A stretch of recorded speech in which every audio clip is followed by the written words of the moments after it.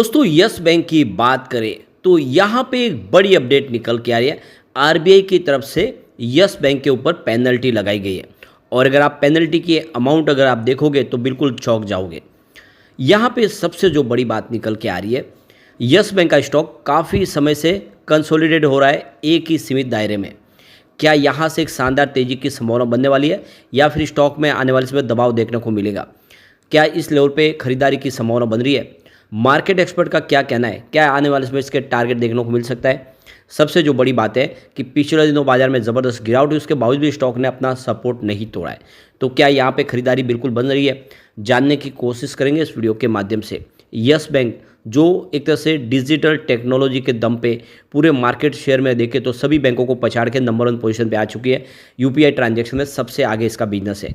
क्या आने वाले समय कमाल कर सकता है? लेकिन फ्रेंड, उससे पहले अगर आप पहली बार हमारे चैनल पे आए तो चैनल को सब्सक्राइब कर दीजिए, एक बेल आइकॉन दबा दीजिए ताकि जब भी नया वीडियो बने पहला नोटिफिकेशन आपको मिले। वीडियो पसंद आए तो लाइक से जरूर कीजिए। चलो फ्रेंड्स, वीडियो स्टार्ट करते हैं। मैं हूँ आपका दोस्त एसपी दवे और हमारे अपने चैनल ऑनलाइन कमाई में आपका बहुत बहुत स्वागत है। तो सबसे पहले यस बैंक के कारोबार की बात कर ले तो स्टॉक की शुरुआत फ्राइडे को पॉजिटिव हुई 23.98 पर, क्लोजिंग थी गुरुवार की 23.80 के आसपास। परंतु यही इंट्राडे का हाई है, यहाँ से इसमें स्टॉक के अंदर दबाव देखने को मिला और इसने 23.72 का लो बनाया। क्लोजिंग 23.82 के आसपास रही, जहाँ पे 0.084% की तेज़ी देखने को मिली। तो ये क्लियरली आप समझ सकते हो कि बिल्कुल सीमित दायरे में स्टॉक आ चुका है। यहाँ पे बड़ा अप डाउन बिल्कुल नहीं हो रहा है, यानी जो इसमें आप देख दो कि एक तरह स्टेबिलिटी आ चुकी है स्टॉक में। अब एक ट्रिगर का इंतजार करा और शानदार तेज़ी बन सकती है।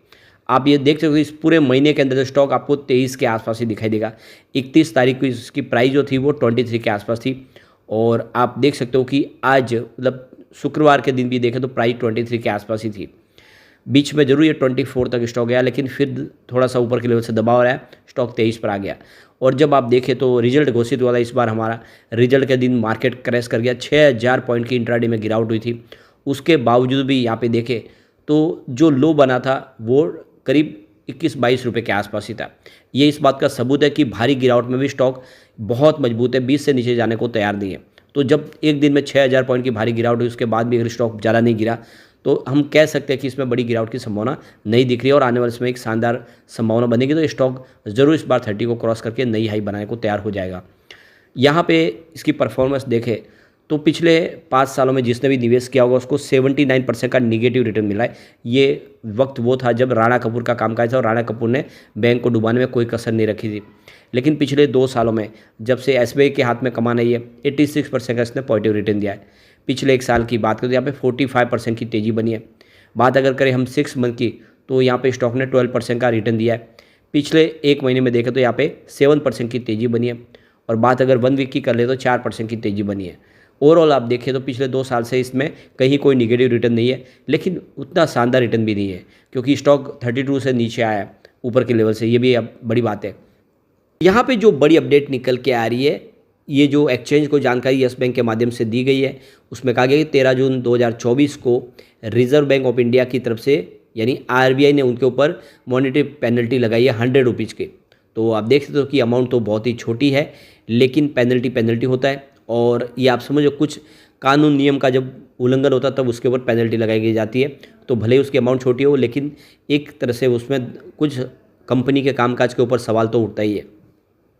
तो ये जो पेनल्टी लगाई गई ये मास्टर डायरेक्शन DCM के तहत लगाई गई। आप देख सकते हो इसमें आप देखें तो जो ब्रांच के ऊपर जो सेवा में कमी देखी गई है, जो आप देखें तो आरबीआई की तरफ से जो नियम कानून लगाए गए, जो इनके लिए जो पॉलिसी बनाई गई उसका उल्लंघन होता वो दिखाई देगा।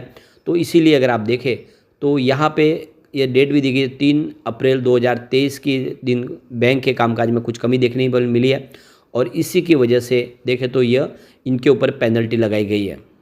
तो आप देख सकते हो कि यह अमाउंट भले ही छोटा हो, लेकिन यस बैंक के सेवा में कमी की वजह से आरबीआई की तरफ से इनके ऊपर एक दंड लगाया गया। वो छोटी सी अमाउंट है, लेकिन आने वाले समय बैंक किसी प्रकार की कोई और कमी न रखे, इसलिए ये ज़रूरी भी है कम से कम उनको ये टोकन मनी हो, लेकिन उससे पता तो चलेगा कि ऐसा कोई भी कानून जो बना है उसमें उल्लंघन नहीं होना चाहिए और आपके जो भी बिजनेस करने का जो तरीका है वो आपको बदलना होगा। आरबीआई के जो नियम है उसके तहत ही आपको चलना होगा। अब यहाँ पे देख लो कि स्टॉक अपने 52 वीक के हाई से 27% इस समय डिस्काउंट में स्टॉक मिल रहा है। अब आप देख लो कि 32 रुपये से स्टॉक गिर के नीचे आया। इस समय आप देखते हो इसका जो मार्केट कैप है 74,634.07 करोड़ के आसपास है। अब आप देख सकते हो इसकी जो हाई प्राइस बनी थी वो 32.81 के आसपास थी और उस लेवल से स्टॉक काफ़ी नीचे आया। तो देख लो कि ये जो फरवरी में इसकी हाई बनी प्राइस उसके बाद में लगातार इसमें काफ़ी ज़्यादा गिरावट देखने को मिली है। तो फिलहाल इसके टेक्निकल सेटअप के हिसाब से देखें तो यहाँ पे जो सपोर्ट है वो 23 के आसपास है और जो रजिस्टेंस है इसका वो 24.65 का। फिलहाल स्टॉक अपने सपोर्ट के आसपास ही है। ये जो 24.65 का रजिस्टेंस इसने पार कर लिया तो फिर 26-27 के लेवल पे स्टॉक जा सकता है। अगर ऐसा हो जाता है तो फिर एक अच्छी तेज़ी की संभावना बन सकती है। अब यहाँ पे यस बैंक को लेकर एंजल वन के ओशो कृष्णन का कहना है कि स्टॉक में एक तरह से देखें तो ठहराव सा आ गया है। फिलहाल जो इसकी रेंज है वो 21 से 27 के आसपास ही है। इसी रेंज के अंदर स्टॉक ट्रेड कर रहा है। इस रेंज को तोड़ेगा तभी यहाँ पे कुछ बड़ी एक्टिविटीज होती हुई दिखाई देगी। या तो 21 को तोड़ा तो यहाँ पे बड़ी गिरावट हो सकती है और 27 को क्रॉस किया तो शानदार तेज़ी बन सकती है। तो इस जो रेंज को तोड़ना जरूरी है तभी इसमें एक अच्छी मूवमेंट देखने को मिल सकती है। अब यहाँ पे देख लो कि आनंद राठी की तरफ से देखें तो जिगर एस पटेल के हिसाब से देखें तो इसमें जो सपोर्ट है वो 23 का है और रजिस्टेंस 24.65 का है। ये रजिस्टेंस तोड़ा तो स्टॉक आने वाले इसमें 26 और फिर देख सकते हो कि आने वाले इसमें तेज़ी के साथ आगे बढ़ सकता है। फिलहाल जो रेंज है वो 21 से 27 के बीच की ही है। रेलिगियर ब्रोकिंग के रवि सिंह का कहना है कि स्टॉक इस समय कमज़ोर लग रहा है और चार्ट पैटर्न में अगर आप देखें तो ये 20 रुपये से नीचे स्लिप हो सकता है। लेकिन अगर ये आप इस लेवल पे टिका रह सकता है तो आने वाले समय ये 26 का एक रेजिस्टेंस दिखाई दे रहा है। वो 26 का रेजिस्टेंस पार करे तो फिर तेज़ी बन सकती है। ओवरऑल देखें तो इसमें वेट एंड वॉच की ही स्थिति फिलहाल बन रही है। फिलहाल stock 5 day, 10 day, 20 day, 30 day, 150 day और 200 डे मूविंग एवरेज से आपको ऊपर ट्रेड करता हुआ दिखाई देगा। लेकिन 50 डे और 100 डे मूविंग एवरेज से नीचे इस समय स्टॉक ट्रेड कर रहा है। तो कुल मिला के देख सकते हो कि यस बैंक में अगर आप लॉन्ग टर्म इन्वेस्टर तो ये अच्छा खरीदारी का मौका है। स्टॉक 21 से नीचे नहीं जा रहा है। जैसे ही यहाँ पे कुछ संभावना पॉजिटिव बनेगी, कुछ बड़ा ट्रिगर इसको मिला तो स्टॉक इस बार दौड़ने को तैयार है और मार्केट एक्सपर्ट भी कह रहे हैं कि आने वाले समय ये 100 हो सकता है। और क्यों ना हो, इसकी जो प्राइस है 2018 के पहले वो 400 के आसपास हुआ करती थी। उस हिसाब से स्टॉक बहुत ज़्यादा अंडर वैल्यू है। इन्वेस्टमेंट करना चाहिए। यस बैंक आने वाले इसमें ज़बरदस्त रिटर्न आपको दे सकता है। लगातार नई टेक्नोलॉजी के दम पे इनका बिजनेस बढ़ रहा है। एनपीए है जो पूरा 1% से नीचे आ चुका है। दूसरी प्राइवेट बैंक के मुकाबले इसका एनपीए काफ़ी कम हो चुका है और लगातार एनपीए की रिकवरी भी हो रही है। तो ऐसे में ये इन्वेस्टमेंट का मौका बनता है। इस स्टॉक में काफ़ी अच्छा है, गोल्डन अपॉर्चुनिटी दिख रही है मेरे हिसाब से इस स्टॉक के अंदर। लेकिन फ्रेंड, कोई भी इन्वेस्टमेंट करने से पहले अपने फाइनेंशियल एडवाइस बड़े ले या अपना खुद का रिसर्च करें, क्योंकि मैंने वीडियो आपके एजुकेशनल पर्पज़ के लिए ही बनाया। वीडियो पसंद आए तो लाइक से जरूर कीजिए और चैनल को सब्सक्राइब कर दीजिए। Thank you friends.